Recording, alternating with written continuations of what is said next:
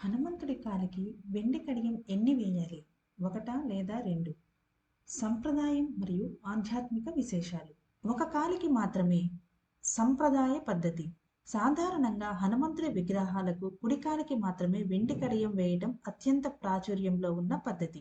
కారణం, హనుమంతుడు కార్యసాధకుడు. ఆయన ఎప్పుడూ ఒక కాలు ముందుకు వేసి యుద్ధానికి లేదా కార్యానికి సిద్ధంగా ఉన్నట్లు కనిపిస్తారు. ఆ వీరత్వానికి గుర్తుగా కుడికాలికి కడియం వేస్తారు. బల ప్రదర్శన. హనుమంతుడిని మహావీరుడు అని పిలుస్తాము. పూర్వకాలంలో వీరులు తమ శక్తికి చిహ్నంగా ఒక కాలికి మాత్రమే కడియం ధరించేవారు. రెండు కాళ్లకు అలంకార పద్ధతి. కొన్ని సందర్భాలలో భక్తులు తమ భక్తిని చాటుకోవటానికి లేదా స్వామివారిని పరిపూర్ణంగా అలంకరించడానికి రెండు కాళ్లకు వెండి కడియాలు సమర్పిస్తారు. రాజసం. హనుమంతుడిని సర్వస్వతంత్రుడిగా రాజుగా భావించేవారు రెండు కాళ్లకు వేస్తారు. మొక్కుబడి. ఒకవేళ మీరు ఏదైనా కోరిక కోరుకొని రెండు కడియాలు వేయిస్తాను అని మొక్కుకుంటే తప్పకుండా రెండూ సమర్పించాలి. ముఖ్య గమనిక. మీరు అనుసరించాల్సిన చిన్న చిట్కాలు.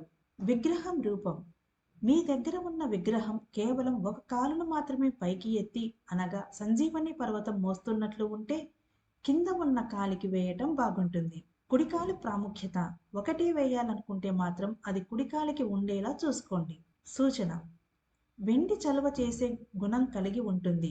హనుమంతుడిలోని తీవ్రమైన శక్తిని శాంతింపచేయటానికి వెండి కడియాలు వేయటం శ్రేయస్కరం. వీడియో నచ్చితే లైక్ చేయండి, షేర్ చేయండి మరియు మరిన్ని ఆధ్యాత్మిక విశేషాల కోసం ఛానల్ని సబ్స్క్రైబ్ చేయండి. Thank you.